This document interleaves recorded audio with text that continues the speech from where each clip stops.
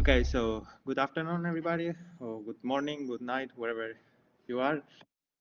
So we have here now the afternoon session, which will have like 5 talks, I think.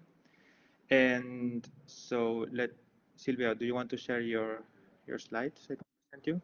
I'm trying to share like content, so let's see if I can. Okay, so the first talk will be by Silvia Pla, who is also organizing this. Can you see this? Yes. Okay, perfect. Silvia Pla, she's a PhD student here at the University of Valencia, North Theoretical Physics Department, and she's gonna talk about particle production induced by electric fields and gravitational fields. So. Okay, so I think I can start. Okay, so as Antonio said, my name is Silvia Pla. I'm from the University of Valencia, and I'm going to talk about particle creation induced by gravitational and electric fields. So let's see. Okay. So today I will try to explain the process of particle creation induced by background fields in a simple way. And in particular, I will focus on the electric field case. And I decided to talk about this topic because I think that maybe for some of you this effect is something new, and it could be interesting for you to have a first insight on that topic. And for others, maybe probably you have worked on the particle creation scenario, but probably in the context of expanding universes. So here you can easily see how this concept can be naturally extended for other background fields like the electromagnetic fields. So this talk, I plan it to be very clear and simple and pedagogical. And what I'm trying to do is to explain some key points that can help you to work on this issue in the future, in case you want. So let's start. First, I will introduce the idea of particle creation, and I give some insights on the semiclassical quantum field theory, and then I will try to explain how the created particles can affect to the original background field, and finally I will give some final comments. So, okay, so it is very well known that a time-dependent gravitational field can produce particles out of the vacuum. This effect was discovered by Leonard Parker in the 60s, and it has been widely analyzed in the context of expanding universes. And this is a very clear and clean and direct prediction of quantum field theory in curved spacetimes.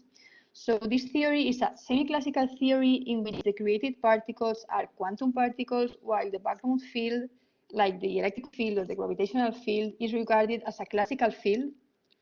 So on the other hand, it is also well known that strong and constant electric fields can create particles out of the vacuum. And this effect was discovered by Zwinger in the context of non-perturbative QED. The result was obtained for constant electric fields, but we also know that time-dependent electric fields can also create particles. And in fact, the Zwinger effect can be reanalyzed in the same terms that Parker did for cosmological backgrounds. And this is a very nice thing. So the main idea I want to stress here is that the semi-classical approximation is in both cases more than enough to study the process of particle creation and to give some predictions for this effect. Okay, so let us consider to start with this concept a simple situation, a very simple situation, to see how the effect of particle creation arises. So we can consider a system formed by a quantized Dirac field interacting with an homogeneous, time-dependent, and classical electric field in a two-dimensional. Can you see this? I think. Okay, I think now you can. So interacting with an homogeneous, time-dependent, and classical electric field in a two-dimensional Minkowski spacetime. So let us imagine a situation, an initial situation in which we only have the Dirac field, so we are in the Minkowski vacuum, and we have nothing else. And let's see what happens when we turn an electric field on. So we can start with the vacuum, and after some time, we can turn the electric field on, wait some seconds, and then turn it off. So at the end, we end up with a situation that is like very similar to the previous one, but we can ask ourselves if this is really the same than before, or if something has changed. So what is the effect of the electric field in the original Dirac field at late times? So let's see how to deal with it. Okay, so to analyze the time evolution of the system, and in particular, what happened at late times, we have to solve the Dirac equation. In this case, in which we have an electric background, the Dirac equation is this equation here, and all the effect of the electric field is captured here in this term of in the Dirac equation. So to solve the Dirac equation, we have to take into account that in the problem that we are considering, our background field is homogeneous and time-dependent. So this fact allows us to make a mode expansion of the field. There is like a change of variables that allow us to change from a quantum field, which is something very difficult to deal with, to a set of functions called mode functions, labeled by this K here, which are only time dependent. So we jump from the Dirac theory to a system of ordinary differential equation which depend only on the one variable, which is the time, and that we can solve with Mathematica. So we have doing this mode expansion, we simplify our problem a lot. Once we have the mode expansion of the field, we can compute physical observables in terms of the mode functions. And in this context, the most relevant ones are the vacuum expectation value of the particle number, the electric current, or the stress energy tensor. So these observables will tell us what's going on at late times or during the time evolution of the system. The issue here is that it appears an unavoidable problem. So it is very well known, and here it appears very naturally with the mode expansion that the vacuum expectation values of these quantum operators are divergent. So we need to regularize them in order to obtain a well-defined quantity. So this is very important. So in the case in which we are in an homogeneous background, which is only time dependent, there is a very efficient method which is called adiabatic regularization. Okay, so the adiabatic regularization method is a mode-by-mode subtraction process which allows us to isolate and then remove or eliminate all divergences the expectation values have. And the idea is the following. So given a mode function like this function here, we can make an adiabatic expansion of it. And then the key point is that the adiabatic expansion contains in its first terms all possible divergences of the mode functions, even if the expansion is not a good approximation for the modes, so that the divergences of the adiabatic expansion are exactly the same than our mode function have.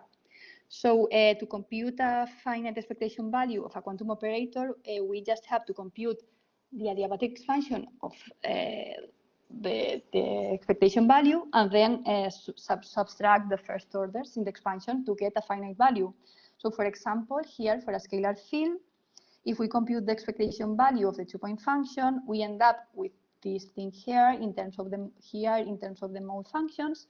Then we can compute the adiabatic expansion, subtract the first order terms, and we end up with a finite expression like here. Okay, so so far we have seen how to analyze a system in which we suspect that we can have particle creation, and we have learned how to compute like physical observables, and that we have to deal with ultraviolet divergences. And now with all this information, we are ready to compute or to determine what happens in the example I proposed at the beginning. Remember these electric poles here? So if we solve the mode Dirac equations, we find this result here for the particle number and for the electric current, and we can see that we have created particles, and that the particles remain there after the effect of the electric poles ends. So it means that we have created something, and that this something is real, is there, and is not virtual. So, okay, let's change the slide. Okay, so in the first part of the talk, in this first part, I have shown you that an electric field, or in general a background field, if it's time dependent, can create particles out of the vacuum, and that we can easily understand the process within the semi-classical theory by computing physical observables and to see that they are non-vanishing at late times. So now the next question then one can ask is how these particles, these created particles, can affect to the background field. So how can they modify the background? So to solve this issue, one has to consider the electromagnetic field as a dynamical quantity that can be influenced by the created particles. So let us consider now the electric field as a new variable of the problem. And the way to determine the effect of the created particles on the background field is to look at the semi-classical Maxwell equation, which is this equation here. And the electric field is a new degree of freedom in our problem, and its time evolution will be determined by a semi-classical Maxwell equation. And here in the source term, we have the effect of the created particles. So in a particular system in which the electric field has to be homogeneous and time dependent, the semi-classical Maxwell equation turns out to be this single equation. So what we have to do now is to solve the Dirac equation, where now the potential vector or the electric field is something unknown, a new variable, together with the semi-classical Maxwell equation with this source term is also unknown. So the solution of one equation will determine the effect on the other equation and vice versa. This system is a nonlinear system of differential equation, and in general, it has to be solved numerically. So this is a problem which is a bit more complicated with respect to the previous one.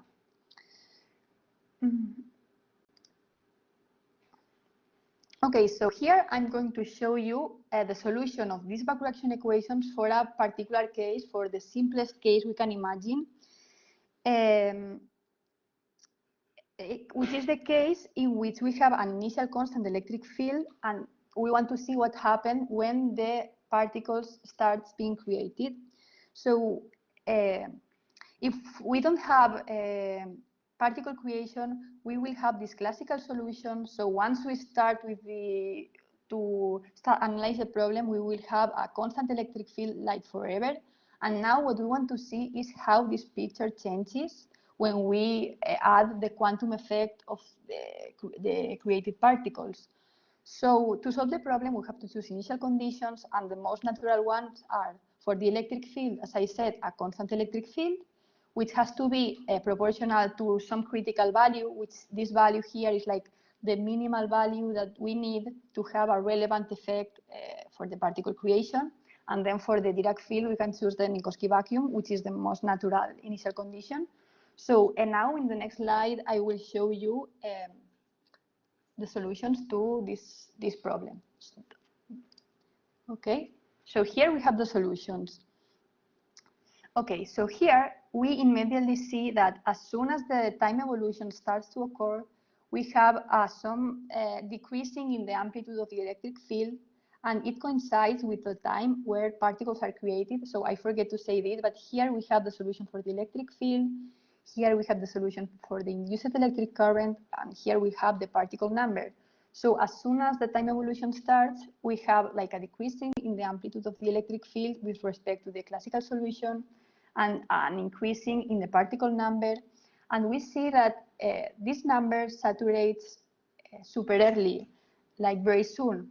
It happens that early because of the Pauli exclusion principle, because we are working with fermions, but we have also computed solutions for scalar fields, and we see that this saturation always occurs, but it is true that with the scalars, it takes longer and much more particles are created, but at the end of the day, we also find a saturation in the particle number when the energy of the electric field is not enough to create more particles.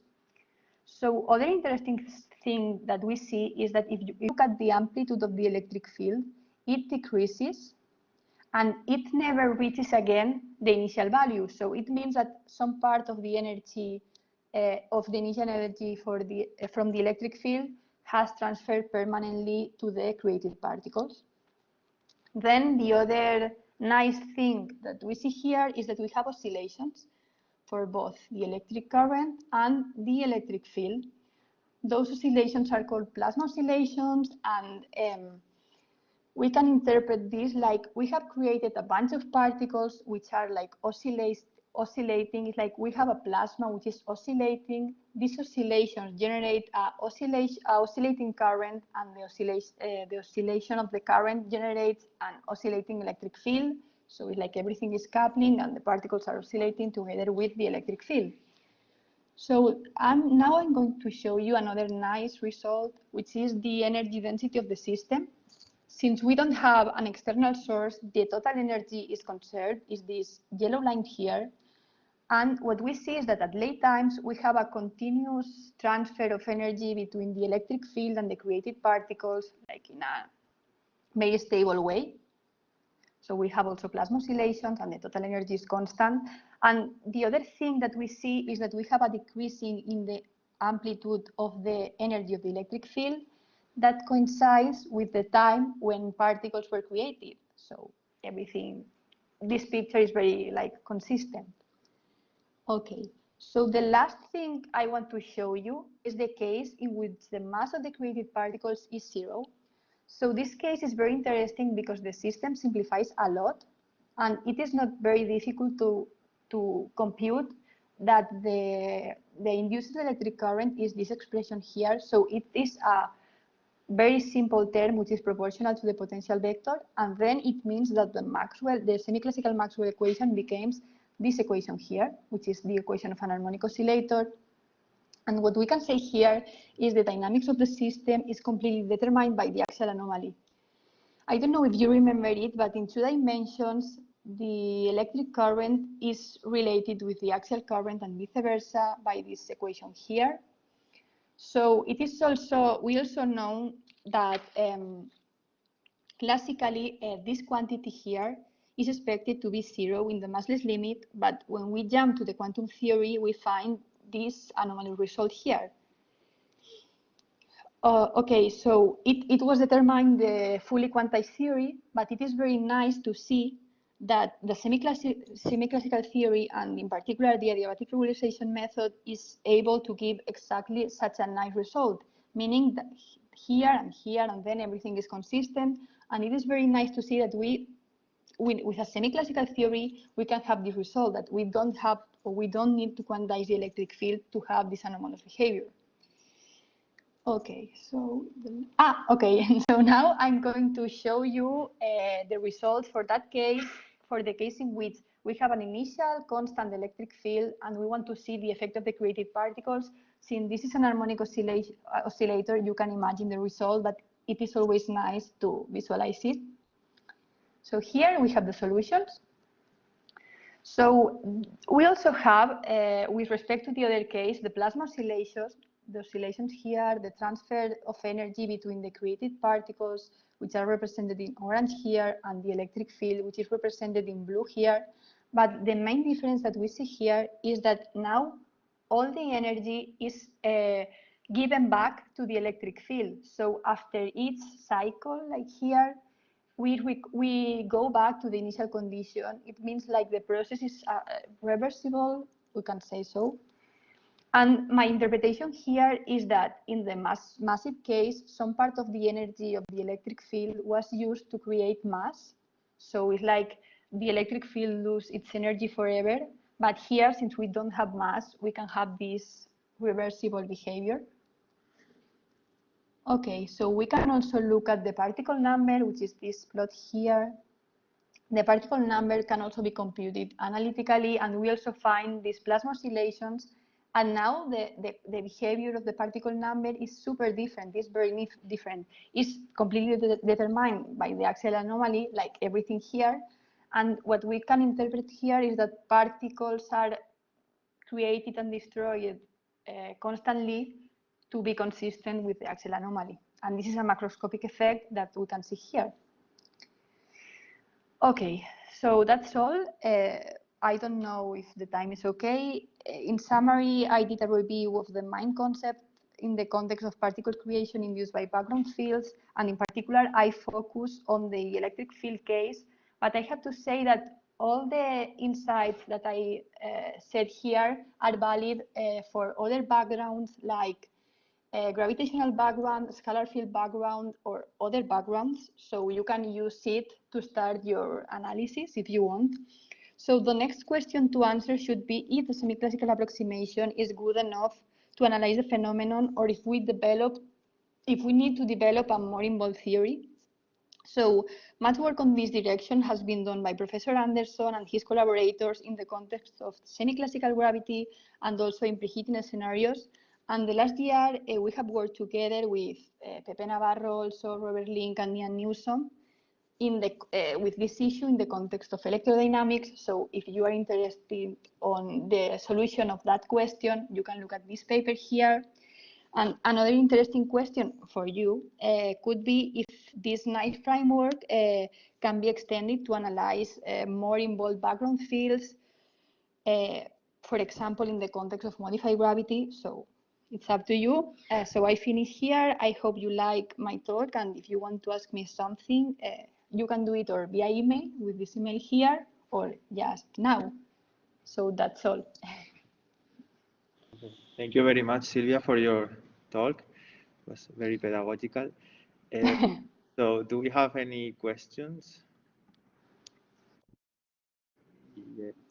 Okay, so I read the question. So Gerardo Garcia asked, can you comment on the difference between your semi-classical analysis and the full quantum treatment? As far as I know, this query in a 1+1 model was exactly solved by Schwinger during the 60s. Well, okay, so I'm going to say what I think, but I'm not sure. Maybe Antonio, if you also know some part of the answer, you can say it. So about the Schwinger model, was it for? I think it was for massless fermions. I'm not sure now. And yeah, it is true that in the Schwinger model, some of the results that I said also appear. Like, for example, in this slide, so this, for example, this term here can be interpreted as the mass of the photon, because if you know in the Schwinger model, it predicts like a correction for the mass of the photon. So in 1+1 QED, the photon is massive. And so the differences between my semi-classical analysis and the full quantum treatment. Okay, so these particle creation effects are some effect which is non-perturbative. So it means that the full quantized theory, which works in a perturbative way, cannot arrive. So it means that these two theories in this case are complementary, because the perturbative theory never gives these non-perturbative effects. But of course, the semi-classical theory is not complete, and it will not give other effects that the full quantized theory gives. So in that sense, I would say that they are complementary. I don't know the historical point of view, but I think that the Schwinger approach was solved only by a constant electric field, because the full theory cannot be resolved for other type of general time-dependent electric fields. So for the constant electric field, you can solve it exactly. But if you vary some of the time dependence or position dependence or whatever, it's not solvable in principle. Can you hear me? Yes. Yes. Okay. I think the model solved by Schwinger, what you are saying about the constant electric field is true, but that's in 4 dimensions, in 3+1, I mean. In 1+1 dimension, Schwinger explicitly solved the model, and actually it's not perturbative computation because he included the instantons in the Euclidean path integral and all that. And I guess what he found was some sort of spontaneous symmetry breaking, as you said, that this term q square divided by pi, which acts as a mass for the photon. So I think Yes. this agrees with his main result. But I just wonder if there were like quite subtleties that this semi-classical analysis did not capture, but Schwinger's model did. But yeah, I think it's completely correct what you've said. Thank you for the answer and the nice talk. Okay, so we have another question. Well, Pepe, I think that you are writing something in the chat, so maybe.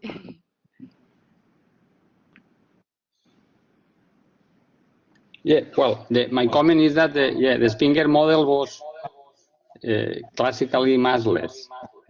So it was a very nice model because quantum effects could create a massive theory without the traditional spontaneous symmetry breaking mechanism. That is my comment. So, but the Silvia analysis is more general in the sense that you are including a mass in the theory. So You mean a mass for the fermions, don't you? Yeah, a mass for the fermions. Okay. Okay, so thank you both. So we have another question, I think, by Julio Arrechea. How do you consider different switchings of the field other than the step function? And do you know what effect this could have on the timescales you observe from particle production? Okay, so yeah, we have considered. Espera, Pepe, creo que tens el audio encès. Vale, now. Yeah, I have considered also the case in which we have an external source different from this step function. I have considered the asymptotically constant profile, which is like this, but happening in a smoother way, and also the Sauter poles, which is this case. And in both cases, what happens is that you have a particle creation when the electric field is turned on, like here you have particle creation, or in the other case, you also have particle creation if the maximum amplitude of the electric field is enough. And then also you always see the plasma oscillations at the end. So the behavior, it is true that is different, but it is similar in the sense that you have particle creation when the electric field is strong enough, and then plasma oscillations. It is true that our model does not consider the interaction between these particles, so it could be a bit. And then the time scales, well, this is in 2 dimensions, so this is not much relevant because to know the time scales, we should look at the 4-dimensional theory, because in that case, what we can predict is not gonna be like relevant. But I think it happens very fast. If I remember correctly, in other papers or in other analysis in which they do like a 4-dimensional theory, I think this is a very fast effect, but I don't know the time scale. I don't know, Antonio, if you maybe know it, because I remember that you were studying this laser thing with the Swinger effect. I don't know. And then there is another question here. Do you solve Bayesian equation in the backreaction? If yes, what's the space-time solution? No, I don't. Well, in 2 dimensions, you cannot do this, but in 4 dimensions, I didn't work on this in the backreaction case. So I cannot answer you. Okay. Yeah. So we have another question by Adria. I connect Silvia, with him. So yes, I am a bit puzzled about why the particle creation or number density or whatever it is, how can it grow smoothly? Shouldn't it grow in small steps? like here. I mean, so the point is this n directly interpretable as a number of particles? Okay. Or it maybe depends on the observer or the vacuum that you're choosing? No. Yeah, it depends on the vacuum that you are choosing, and well, let me. It is not a it's a particle. It's a density more than a particle number like 1, 2, 3, 4. So since we are working in the mode space, we have like activations or not of the mode function. So for a particular mode, we have created the particle or not. But since we are working, then we have to translate this picture to the in terms of the vacuum excitation values. So we have to do this mode integration, and finally we end up with a number which is more like a particle density. This is why it is not in jumps. This is not a jump, it's something continuous. But even if it was density, is it a probability density of particle detection? Or is it a real particle density? I Because if think it's a it's particle density, if you fix the volume, the unit volume, it should still be within steps. Maybe not integer steps, but...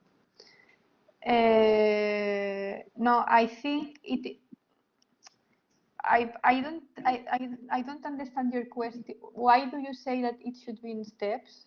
Because if you fix the unit volume to define a density, generally you say Yeah. this is the number of particles per unit volume. That also grows step by step. The steps will not be integer numbers because you divide by some volume, but still Yeah. it will be n over the volume, and then is 1, 2, 3, 4, 5. Okay, yeah, but no, okay, it's not a particle number like 1 particle, 2 particles, 3 particles, Exactly. because it behaves like a fluid. So it's like more or less, it is true. It's not quantized in that sense, I think. Okay, so, but it's not the, let's say, the probability of detection of No. n particles or stuff like that. Okay. No. Okay, so if we don't have further questions, thank you, Silvia, for your talk. And Thank you.